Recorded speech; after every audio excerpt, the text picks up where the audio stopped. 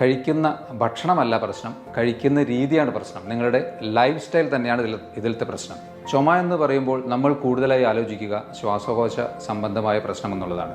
എന്നാൽ നല്ല രീതിയിൽ അസിഡിറ്റി അല്ലെങ്കിൽ GERD എന്നൊരവസ്ഥയുണ്ടെങ്കിൽ തീർച്ചയായും നിങ്ങൾക്ക് പലപ്പോഴും ഡ്രൈ കഫ് ഉണ്ടാവാൻ സാധ്യതയുണ്ട്. ആമാശയത്തിൽ അധികമായ ആസിഡ് പ്രൊഡക്ഷൻ, അതിൽ സംശയമേ വേണ്ട. ഏറ്റവും പ്രധാനപ്പെട്ട കാരണം നമ്മുടെ ഭക്ഷണം തന്നെയാണ്. ഹലോ ഫ്രണ്ട്സ്, ഞാൻ ഡോക്ടർ അഭിരാം. പൊതുവെ ക്ലിനിക്കിൽ പല അസുഖങ്ങളുമായി വരുന്ന രോഗികൾ ചിലപ്പോൾ ഒരു തലവേദനയാവാം, അല്ലെങ്കിൽ ഒരു സ്കിൻ കംപ്ലയിൻ്റ് ആവാം, അല്ലെങ്കിൽ ഒരു ജോയിൻറ്റ് പെയിൻ ആവാം. ഇത്തരത്തിലുള്ള അസുഖങ്ങൾ പറയുന്നതിൻ്റെ കൂടെ നമ്മൾ പലപ്പോഴും ഹോമിയോപ്പതിക് പേഴ്സ്പെക്റ്റീവിൽ നമ്മൾ ചോദിക്കാറുണ്ട്, നിങ്ങൾക്കിത് കൂടാതെ വേറെ എന്തെങ്കിലും അസുഖങ്ങളുണ്ടോ എന്നുള്ളത്.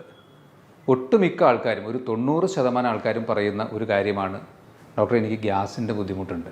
അത്ര കോമൺ ആണ് ഈ ഒരു അസിഡിറ്റി അല്ലെങ്കിൽ ഗ്യാസ് റിലേറ്റഡ് ആയിട്ടുള്ള പ്രശ്നങ്ങൾ.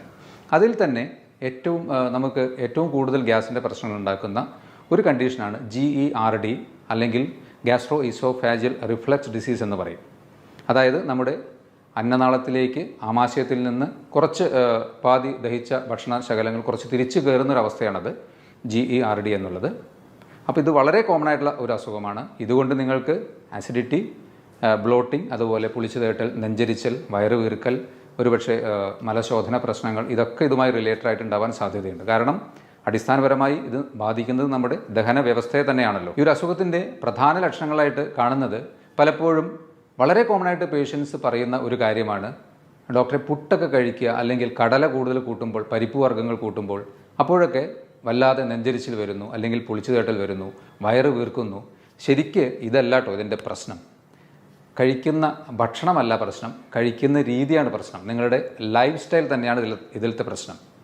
അത് ശ്രദ്ധിച്ചു കഴിഞ്ഞാൽ നിങ്ങൾക്ക് വളരെ സിമ്പിളായിട്ട് ഈ ഒരു അസുഖത്തെ നിങ്ങൾക്ക് മാറ്റാൻ കഴിയും.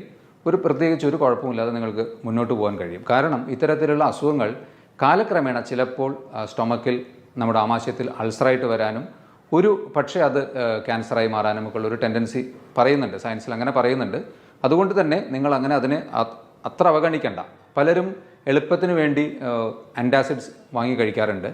അതും ലോങ് റണ്ണിൽ നിങ്ങളുടെ ഒരു ആസിഡ് സെക്രീഷനെ കുറയ്ക്കുകയാണ് ചെയ്യുന്നത്.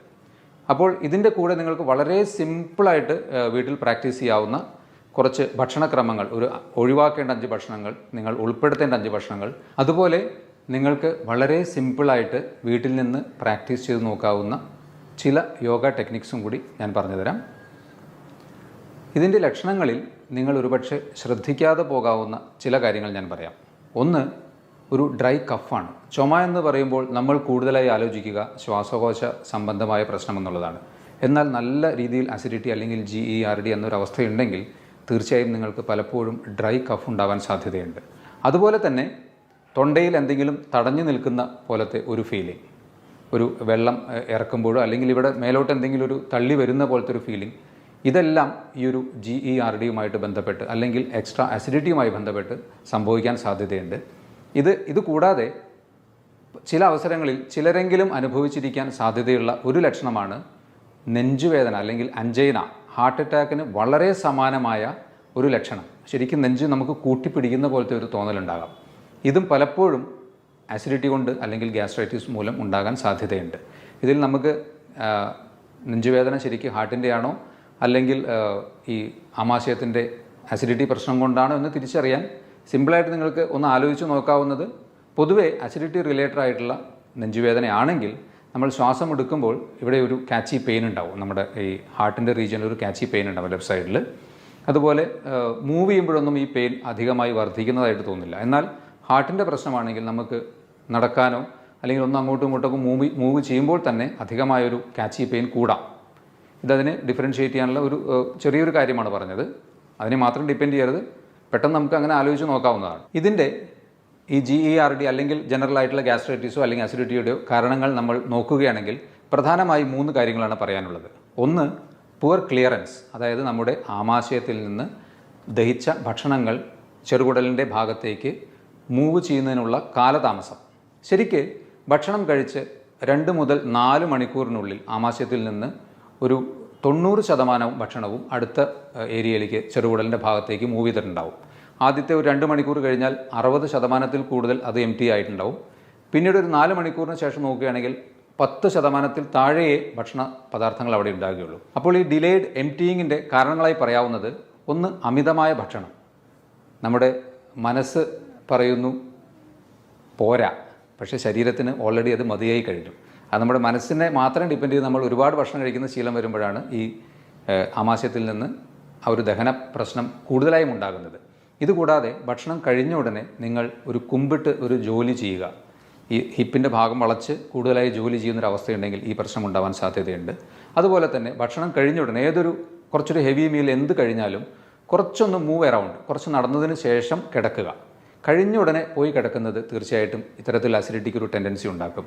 അമിത വണ്ണമുള്ളവരിലും ഈ ഒരു അസിഡിറ്റിയുടെ ടെൻഡൻസി ഉണ്ടാവാൻ സാധ്യതയുണ്ട്. അതുപോലെ പലരും ചെയ്യുന്ന ഒരു കാര്യമാണ്, രാത്രിയൊക്കെ ഡിന്നറിന് ശേഷം ഒന്നാമത് ലേറ്റായി ഭക്ഷണം കഴിക്കുന്നു, അത് കഴിച്ചതിന് ശേഷം ടി വിയൊക്കെ കണ്ടിരുന്ന് റിലാക്സ്ഡ് ആയിട്ട് ചിലപ്പോൾ ചെറിയ സ്നാക്സ് പോലെയുള്ള എന്തെങ്കിലും എടുത്ത് കഴിക്കുന്ന ശീലമുള്ളവർക്കൊക്കെ ഉറപ്പാണ് ഈ ഒരു അസിഡിറ്റി ഉണ്ടാകുമെന്നുള്ളത് സംശയമില്ല. GERDയുടെ രണ്ടാമത്തെ ഒരു കാരണമായി പറയാവുന്നത് വീണ്ടും ആമാശയത്തിൽ നിന്ന് ഭക്ഷണങ്ങൾ അടുത്ത ഭാഗത്തേക്ക് മൂവ് ചെയ്യാനുള്ള കാലതാമസം തന്നെയാണ്. ഇത് പക്ഷേ ഗ്യാസ്ട്രോ പാരസിസ് എന്ന ഒരു കണ്ടീഷൻ മൂലം, അതായത് ആമാശയത്തിൻ്റെ മസ്കുലർ ആക്ടിവിറ്റി കുറച്ച് കുറഞ്ഞത് മൂലം, അതിന് ചിലപ്പോൾ മറ്റ് കാരണങ്ങളുണ്ടാകാം. ഒരു ഡയബറ്റീസ് പോലെയുള്ള അസുഖമുണ്ടെങ്കിലോ, പ്രഗ്നൻസിയിൽ നമ്മൾ ആ ഒരു ലാസ്റ്റ് ട്രൈമസ്റ്ററിലേക്കൊക്കെ എത്തുമ്പോൾ വയറിലധികമായ പ്രഷർ മേലോട്ട് തള്ളുന്നത് മൂലം അത്തരത്തിലൊരു പ്രശ്നമുണ്ടാവാൻ സാധ്യതയുണ്ട്. ചില ഡീജനറേറ്റീവ് ഡിസീസസ്, പ്രത്യേകിച്ച് പാർക്കിൻസൺസ് പോലെയുള്ള അസുഖങ്ങളിലൊക്കെ മസ്കുലർ ടോൺ ഇത്തിരി കുറയുന്നത് കൊണ്ടും ഇതുണ്ടാകാം. ഹൈപ്പോതൈറോയിഡിസം, തൈറോയിഡ് ഫംഗ്ഷൻ്റെ ഒരു ഡിലേഡ് ആയിട്ടുള്ള അല്ലെങ്കിൽ കുറഞ്ഞ ആക്ടിവിറ്റി കാരണം, ശരിക്കും പറഞ്ഞാൽ നമ്മുടെ ബവൽസിനെ അല്ലെങ്കിൽ കുടലിനെയൊക്കെ നിയന്ത്രിക്കുന്ന ഒരു പ്രധാന ഹോർമോണാണ് തൈറോയ്ഡ് ഹോർമോൺ. അതിൻ്റെ ഡെഫിഷ്യൻസി ഒരു കാരണമാവാം. അല്ലെങ്കിൽ ചില കാര്യമായ മെഡിസിൻസ് കഴിക്കുന്നവർ, ആൻറ്റി ഡിപ്രസൻസ് പോലെ കഴിക്കുന്നവരിലൊക്കെ ഈ ഒരു കാലതാമസം സ്റ്റൊമക്കിൽ നിന്ന് അടുത്ത ഭാഗത്തേക്ക് മൂവ് ചെയ്യാൻ ഉണ്ടാകാം. മൂന്നാമത്തെ കാരണമായി പറയാവുന്നത് ആമാശയത്തിൽ അധികമായ ആസിഡ് പ്രൊഡക്ഷൻ. അതിൽ സംശയമേ വേണ്ട, ഏറ്റവും പ്രധാനപ്പെട്ട കാരണം നമ്മുടെ ഭക്ഷണം തന്നെയാണ്. 5 ഭക്ഷണക്രമങ്ങൾ നിങ്ങൾ പറ്റുമെങ്കിൽ പൂർണ്ണമായി ഒഴിവാക്കുക. അതുപോലെ 5 നല്ല ഭക്ഷണങ്ങൾ ഉൾപ്പെടുത്തുക. അതിൽ ഒഴിവാക്കേണ്ട ഭക്ഷണങ്ങളിൽ ആദ്യത്തേത് ഫാറ്റി ഫുഡാണ്. അതിൽ വെജിറ്റബിൾ ഫാറ്റായാലും നോൺ വെജിറ്റേറിയൻ ഫാറ്റായാലും, പ്രത്യേകിച്ച് ഫ്രൈഡ് ആയിട്ടുള്ള ചിക്കൻ, ബീഫ്, പോർക്ക്, ഫിഷ് ഇതെല്ലാം മാക്സിമം ഒഴിവാക്കുക. ചീസ്, ബട്ടർ അല്ലെങ്കിൽ അധികമായ നെയ്യ് ഇത്തരത്തിലുള്ളതും മാക്സിമം ഒഴിവാക്കുക. വറുത്തതും പൊരിച്ചതുമായിട്ടുള്ള പുറമേ നിന്ന് വാങ്ങിക്കുന്ന ജങ്ക് ഫുഡ് പോലത്തെ കംപ്ലീറ്റ് ഒഴിവാക്കുക.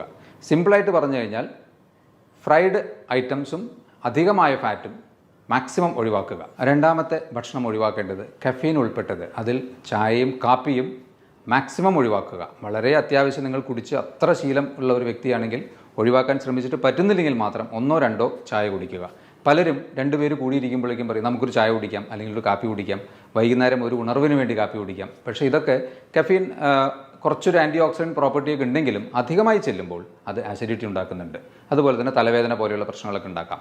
ശരിക്കും പറഞ്ഞാൽ ഡീകാഫിനേഷൻ എന്ന ഒരു മെത്തേഡിൽ അധികമായി കാപ്പി കുടിച്ചിരുന്ന വ്യക്തികളിൽ നിന്ന് അത് ഒഴിവാക്കി ഒരു പരീക്ഷണം നടത്തിയപ്പോൾ ആസിഡിറ്റി നല്ലതുപോലെ കുറഞ്ഞതായിട്ടാണ് കണ്ടിട്ടുള്ളത്. അടുത്തതായി നിങ്ങൾ ഒഴിവാക്കേണ്ടത് ചോക്ലേറ്റ്സ് ആണ്. ഈ ചോക്ലേറ്റ്സിലുള്ള മീഥൈൽ സാന്തിൻ എന്ന ഒരു കോമ്പൗണ്ട് അന്നനാളത്തിൻ്റെ താഴെയുള്ള ഭാഗത്തെ മസിൽസിനെ റിലാക്സ്ഡ് ആക്കുന്നു. ശരിക്കും പറഞ്ഞാൽ അന്നനാളത്തിന് ഒരു 1 വേ ഓപ്പണിംഗ് ആണ്. താഴോട്ട് നമ്മൾ ഭക്ഷണം കഴിച്ചാൽ അത് തുറക്കുന്നു, വികസിക്കുന്നു, ഭക്ഷണം ആമാശയത്തിലെത്തുന്നു, അത് ക്ലോസ് ആവുന്നു. പക്ഷേ ഇവിടെ ഈ ഒരു ചോക്ലേറ്റ്സിൻ്റെ അമിതമായ ഉപയോഗം അതിനെ റിലാക്സ്ഡ് ആക്കി കുറച്ച് ഭക്ഷണം തിരിച്ചു കയറുന്ന ഒരു ടെൻഡൻസി ഉണ്ടാക്കുന്നുണ്ട്. അപ്പോൾ ചോക്ലേറ്റ്സ് നിങ്ങൾ കംപ്ലീറ്റ് ഒഴിവാക്കുക. അഡിക്ഷൻസിൽ ആൽക്കഹോളും സ്മോക്കിങ്ങും മാക്സിമം ഒഴിവാക്കുക. കംപ്ലീറ്റ് ഒഴിവാക്കുക എന്നുള്ളത് തന്നെയാണ് എൻ്റെ സജഷൻ. പ്രത്യേകിച്ച് അസിഡിറ്റി നിങ്ങൾക്ക് ഉള്ളൊരു വ്യക്തിയാണെങ്കിൽ ഒന്നും ആലോചിക്കാനില്ല, അത് രണ്ടും ഒഴിവാക്കുക.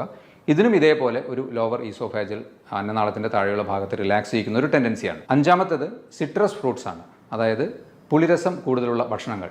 അതിൽ തീർച്ചയായും ഒരു അസിഡിക് ടെൻഡൻസി കൂടുതലുണ്ടാകുമല്ലോ. നാരങ്ങ, ഓറഞ്ചൊക്കെ പൊതുവേ നല്ലതാണെങ്കിലും അധികമായി കഴിക്കുന്നത് അസിഡിറ്റി ഉണ്ടാക്കാനുള്ള സാധ്യതയുണ്ട്. അതുകൊണ്ട് തന്നെ അസിഡിറ്റി കൂടുതലുള്ളവർ അത്തരത്തിൽ കൂടുതൽ പുളിരസമുള്ള ഭക്ഷണങ്ങൾ മാക്സിമം ഒഴിവാക്കുക. ഈ 5 കാര്യങ്ങൾ നിങ്ങൾ നിർബന്ധമായിട്ടും നല്ലൊരു അസിഡിറ്റിയും അത് മാറണമെന്ന് ആഗ്രഹിക്കുന്ന ഒരു വ്യക്തിയുമാണെങ്കിൽ ഒഴിവാക്കണമെന്നാണ് എൻ്റെ സജഷൻ. ഇനി 5 ഭക്ഷണങ്ങൾ നിങ്ങൾ ഉൾപ്പെടുത്തേണ്ടതിൽ ഒന്നാമത്തേത് ജിഞ്ചർ അഥവാ ഇഞ്ചിയാണ്. ഇഞ്ചിക്ക് മോർ ഓഫ് ഒരു ആൽക്കലൈൻ പ്രോപ്പർട്ടിയാണ്. അപ്പോൾ നിങ്ങൾക്ക് ഇഞ്ചി നല്ല അസിഡിറ്റിയുള്ള സമയത്ത് ചെറിയ കഷ്ണം കടിച്ച് ചവച്ചിറക്കുന്നതുകൊണ്ട് കുഴപ്പമില്ല. ജിഞ്ചർ ഉൾപ്പെട്ട ചെറിയ ലൈറ്റായിട്ടുള്ള ചായ കുടിക്കുന്നതുകൊണ്ട് കുഴപ്പമില്ല. അല്ലെങ്കിൽ 1-2 സ്പൂൺ ഇഞ്ചി നീരെടുത്ത് അതിൽ കുറച്ച് തേനൊക്കെ ചേർത്ത് കഴിക്കുന്നതും തീർച്ചയായിട്ടും അസിഡിറ്റി കുറയ്ക്കാൻ നന്നായിരിക്കും. 2, ഓട്ട്മീൽ. ഓട്സ് അടങ്ങിയ ഭക്ഷണങ്ങൾ അത്യാവശ്യം നിങ്ങളുടെ നൈറ്റിലോ അല്ലെങ്കിൽ ബ്രേക്ക്ഫാസ്റ്റിലൊക്കെ അധികമായി പഞ്ചസാരയും ചേർക്കാത്ത രീതിയിൽ, അധികമായി ഉപ്പോ പഞ്ചസാരയും ചേർക്കാതെ കുറച്ച് ഉപയോഗിക്കുന്നത് ഒരു അസിഡിറ്റി നിയന്ത്രിക്കുന്നതിന് നല്ലതായിരിക്കും. 3-മതായിട്ട് യോഗേർട്ട് അല്ലെങ്കിൽ പ്രോബയോട്ടിക്സ് ആണ്. ഇതിലുള്ള നല്ല ബാക്ടീരിയകൾ നമ്മുടെ ശരീരത്തിലെ ഡൈജഷനെ എൻഹാൻസ് ചെയ്യിക്കും തീർച്ചയായിട്ടും. അതുകൊണ്ട് തൈര്, മോര് ഇതൊക്കെ തീർച്ചയായും നിങ്ങളുടെ ഉച്ചഭക്ഷണ സമയത്തെങ്കിലും കുറച്ചെങ്കിലും കൂട്ടി ശീലിക്കുക. ഞാൻ 4-മത്തത് ആദ്യം ഒരു കാര്യം പറഞ്ഞു, ഫാറ്റ് മാക്സിമം ഒഴിവാക്കാൻ. പക്ഷേ നമുക്ക് അങ്ങനെ പ്രോട്ടീൻ ഉൾപ്പെട്ട ഭക്ഷണങ്ങൾ കംപ്ലീറ്റ് ഒഴിവാക്കുമ്പോൾ നമുക്ക് ചിലപ്പോൾ ഡെഫിഷ്യൻസി വരാൻ സാധ്യതയുണ്ട്. അപ്പോൾ അതിന് നിങ്ങൾക്ക് ഉപയോഗിക്കാവുന്നത് ലീൻ പ്രോട്ടീൻ അഥവാ ഗ്രിൽഡ് പ്രോട്ടീൻ ഭക്ഷണങ്ങളാണ്. അതിൽ നോൺ വെജ്, ഫിഷ് അല്ലെങ്കിൽ ചിക്കനൊക്കെ കുറച്ച് മോഡറേറ്റ് ആയിട്ടുള്ള എമൗണ്ടിൽ ഗ്രിൽഡായിട്ട് ഉപയോഗിക്കുന്നത് നിങ്ങൾക്ക് ഡെഫിഷ്യൻസി വരാതെയും നിങ്ങൾക്ക് ആസിഡിറ്റി വരാതെയും നിങ്ങൾക്കത് ഉപകാരപ്പെടും. ഓക്കെ. 5-മത്തേത് ഫ്രൂട്ട്സ് ആൻഡ് വെജിറ്റബിൾസ് ആണ്. അതിൽ ഏറ്റവും ഈസിലി നമുക്ക് അവൈലബിൾ ആയിട്ടുള്ള നേന്ത്രപ്പഴം പോലെയുള്ള പഴങ്ങൾ, ആപ്പിൾ അല്ലെങ്കിൽ തണ്ണിമത്തൻ, ഇതൊക്കെ ഒരു മോഡറേറ്റ് ലെവലിൽ, ഓക്കെ, അധികമായി കഴിക്കുന്നത് ഏതും ദോഷമാവുകയുള്ളൂ. ഇതൊക്കെ ഒരു മോഡറേറ്റ് ലെവലിൽ കഴിക്കുന്നത് തീർച്ചയായിട്ടും നന്നായിരിക്കും.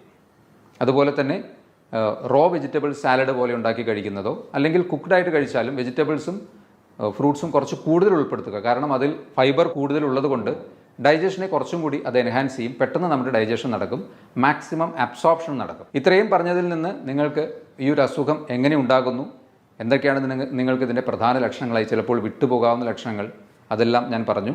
അതുപോലെ തന്നെ ഉൾപ്പെടുത്തേണ്ട 5 ഭക്ഷണങ്ങളും ഒഴിവാക്കേണ്ട 5 ഭക്ഷണങ്ങളും പറഞ്ഞു. ഇനി ഇതിന് വളരെ സിമ്പിളായിട്ട് നിങ്ങൾക്ക് വീട്ടിൽ തന്നെ പ്രാക്ടീസ് ചെയ്യാവുന്ന 2-3 യോഗ ടെക്നിക്സ് കൂടി ഞാൻ പറയാം. പവനമുക്താസനം. വലത്തെ കാൽ മുട്ടുമടക്കി സാവധാനം ശ്വാസമെടുത്ത് നെഞ്ചിനോട് ചേർത്ത് വെച്ച് 3-4 ശ്വാസമെടുത്തതിന് ശേഷം സാവധാനം ശ്വാസം പുറത്തേക്ക് വിട്ടുകൊണ്ട് പൂർവ്വസ്ഥിതിയിലാക്കുക.